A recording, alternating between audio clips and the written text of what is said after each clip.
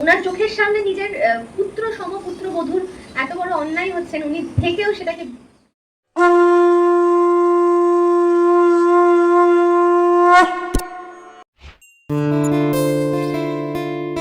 হলো যে এই যে প্রথম অধ্যায়ে যে বিষাদ যোগে যে অধ্যায়, এখানে যে ভগবান যে আমাদেরকে ধর্মক্ষেত্রে মানে এই যে ধর্মক্ষেত্রটার বর্ণনা করেছেন, এই ধর্মক্ষেত্রে এখানে যখন যুদ্ধের কথাও বলা হয়েছে, সেখানে দাঁড়িয়ে আমাদের জীবনে যে আমাদের মনে যে দুটো ধর্মক্ষেত্র আছে সেই সম্পর্কে ভগবান কিছু বোঝাতে আমাদেরকে চেয়েছেন। তো সেটা কি বোঝাতে চেয়েছেন? খুব খুব সুন্দর প্রশ্ন। এই প্রশ্নটা যে জেগেছে তোমার মনে, এটাতেই অনেক বড় একটা অন্যদিকে করে রাখো, পেছনে থাকছে।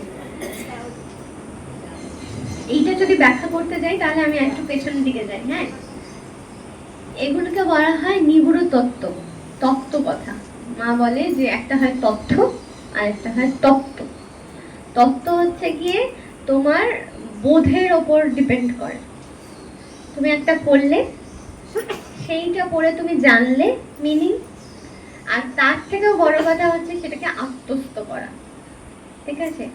এই যে যুদ্ধক্ষেত্র, রণক্ষেত্র, সেটা হচ্ছে কি আমাদের জীবন যুদ্ধক্ষেত্র। ঠিক আছে? আর তার থেকেও পেছনে যদি যাই, এটা কার মুখের দ্বারা আমরা শুনতে পাচ্ছি? সঞ্জয়ের মুখের দ্বারা। সঞ্জয় কাকে বলছে? ধৃতরাষ্ট্রকে। ধৃতরাষ্ট্র হচ্ছে কি জন্মান্ধ। উনি কি অন্ধের কথা যে এখানে ভগবান শ্রীকৃষ্ণ এই লীলার দ্বারা বুঝিয়েছেন অন্ধ, সেই অন্ধ কি এই বাচ্চাকে অন্ধের কথা বলা হচ্ছে? না, এটা হচ্ছে কি আমরাও অন্ধ, কিন্তু তিনি ছিলেন অনেক ক্ষেত্রে অন্ধ। ওনার চোখের সামনে নিজের পুত্র সমপুত্র বধূর এত বড় অন্যায় হচ্ছেন, উনি থেকেও সেটাকে অন্যায়টাকে আটকাতে পারছে না। সেটাও তো অন্ধের পরিচয়। আমরা কিন্তু জীবনেও সেটা করি, দেখি তো রাস্তাঘাটে অনেক কিছু অনেক রকম হয়, আমরা কিন্তু বলি। আমরা কি প্রোটেস্ট করতে চাই? তার মানে আমরাও সরে আসি যে এখানে আর কি বলবো, এখানে দরকার নেই বলার, তাই না? তার ফলে আমাদেরও এখানে কিন্তু অন্ধেরই পরিচয় আমরা দিচ্ছি, আমরাও অন্ধ। আরেকটি অন্ধ হচ্ছে গিয়ে পুত্র স্নেহে অন্ধ।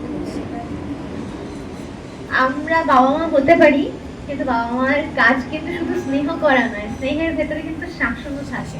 শাসন যদি ঠিক করে না করা হয় তাহলে কিন্তু এই এক একটা দুর্যোধন, দুঃশাসন তৈরি হবে। ঠিক আছে? যার ফলে ওনাকে এটাই বলা হয়েছে যে উনি অন্ধ, কারণ হচ্ছে গিয়ে উনি পুত্র স্নেহেই শুধু অন্ধ। আমি যা দেখছি যে আমার সন্তান হচ্ছে গিয়ে একটা কুকর্ম করছে, আমি দেখছি যে এইটা বায়না করাটা ঠিক নয়। আমরা কিন্তু যাবজ্জীবনেও করি না, অনেক সময় অনেক পেরেন্টসরা কিন্তু করি যে ছেলে চাইছে, মেয়েটা চাইছে, আচ্ছা দিই, কিন্তু ভাবি কি যে এটা কি এখন দেওয়া উচিত তাকে? যেমন for the example, very very evident হচ্ছে গিয়ে মোবাইল ফোন দিয়ে দিই তো বাচ্চাদের আজকাল ছোটবেলাতেই খাবার খাচ্ছে না, খাবার খাচ্ছে না, আমার ছোট্ট বাবুটা খাবার খাচ্ছে না, আর ঠিক আছে খাচ্ছে না, আমি একটা মোবাইল দিয়ে দিই।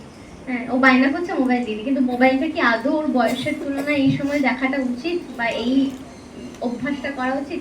আজকে মোবাইল ফোন চাইছে, পরে ও কি চাইতে পারে? এই যে প্রশ্রয় দেওয়াটাই কিন্তু দুর্যোধন দুঃশাসন তৈরি করা হয় মনের ভেতরে। এখনো কিন্তু দুর্যোধন বেঁচে আছে কোথাও না কোথাও, দুঃশাসন বেঁচে আছে কোথাও না কোথাও। তাদেরকে শুরু থেকেই আমাদেরকে শাসন করতে হবে পুত্র স্নেহে। হ্যাঁ, এবং মা বাবার শাসনের ভেতর থেকে পুত্র এবং কন্যাকে বুঝে নিতে হবে যে শাসনের ভেতরেও কিন্তু মা বাবার অপরিসীম ভালোবাসা আছে। সেটা বোঝাতে আমরাই অক্ষম হয়ে যাই, যার ফলে শাসনটা খুব জরুরি। ঠিক আছে, এটা একটা তত্ত্ব কথা হয়ে গেল।